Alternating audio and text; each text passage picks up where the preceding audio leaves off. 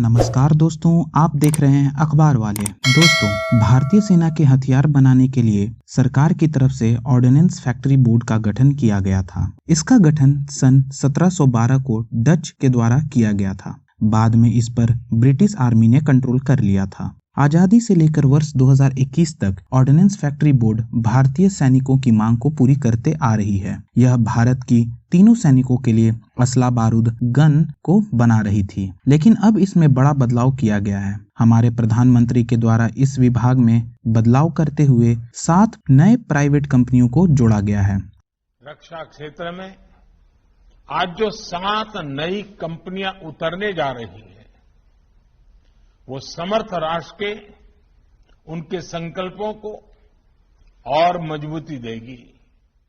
आपकी जानकारी के लिए बता दें कि इसमें प्राइवेटाइजेशन नहीं किया गया है, सिर्फ कॉर्पोरेटाइजेशन किया गया है। हालांकि भारत के कुछ रक्षा विशेषज्ञों ने लगभग 20 साल पहले ही सरकार को ऑर्डिनेंस फैक्ट्री बोर्ड के कॉर्पोरेटाइजेशन करने की सलाह दी थी, क्योंकि उस समय से ही यह विभाग भारतीय सैनिकों के लिए इतनी तेज गति से काम नहीं कर पा रही थी, जिससे उनकी मांगों को पूरा किया जा सके। एक रिपोर्ट के मुताबिक ऑर्डिनेंस फैक्ट्री बोर्ड ने आज तक कभी 100% इफेक्टिवनेस के साथ काम को पूरा नहीं किया है। कभी यह 50%, कभी 60%, कभी 55% से ज्यादा नहीं कर पा रहे थे। इसलिए रक्षा विशेषज्ञों ने इसकी कॉर्पोरेटाइजेशन करने की सलाह दी थी। लेकिन अब भारत की केंद्र सरकार ने ऑर्डिनेंस फैक्ट्री बोर्ड को कॉर्पोरेटाइजेशन करने का फैसला लिया है और इसी के तहत 7 कंपनियों को भी जोड़ा गया है, जिनके नाम है advance weapons and equipments India limited, troop comforts limited, India optel limited, munition India limited, Avani armed vehicles gliders India limited और यंत्र इंडिया लिमिटेड है।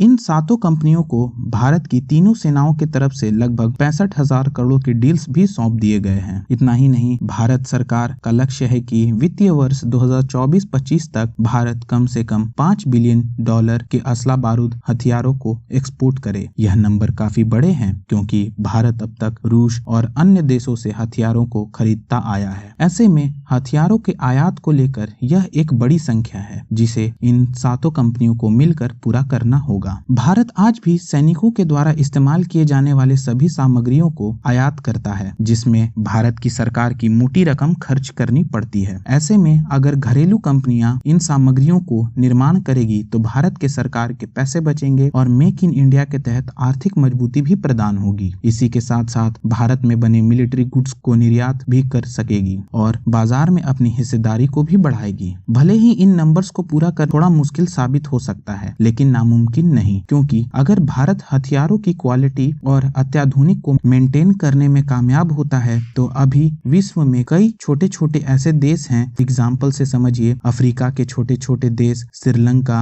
अर्मीनिया इत्यादि, जो भारत से हथियार को खरीद सकते हैं और इन नंबर्स को पूरा करने में मदद कर सकते हैं। वहीं बात अगर चीन की करे तो उसने अपनी सरकारी विभाग की कॉर्पोरेटाइजेशन की शुरुआत 1978 में ही कर दिया था। इसका उनको बहुत तेजी से फायदा मिला और उन्होंने बहुत तेजी से अपनी रक्षा सामग्रियों, असला बारूद, हथियार को अत्याधुनिक करने में तेज गति प्राप्त किया। हालांकि भारत में भी अब इसकी शुरुआत की जा चुकी है। हाँ, अगर यह थोड़ा पहले होता तो और भी फायदेमंद साबित हो सकता था, लेकिन आपने यह कहावत भी सुना होगा कि देर से आए मगर दुरुस्त आए। हालांकि दोस्तों, आपका इस पर क्या मानना है? अपनी प्रतिक्रिया कमेंट में जरूर दें। वीडियो पसंद आई है तो लाइक करें, शेयर करें और सब्सक्राइब करें। धन्यवाद।